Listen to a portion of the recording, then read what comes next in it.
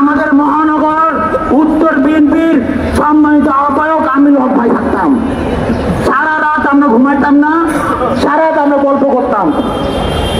আমি জানি না ওনার কেমন লাগতেছে, কারণ দীর্ঘদিন তার পথ চলা, একসাথে তারা ফুটবল খেলেছে, একসাথে রাজনীতি করেছে, পল্লবী থানার যুব দলের সদস্য সচিব উনি বানিয়েছে।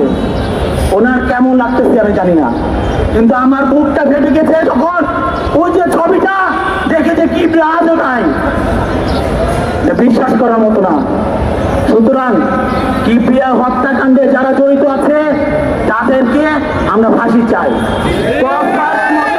চাই, আনাচে করাচ্ছে তাদের লাশ পর্যন্ত আমরা দেখতে চাই।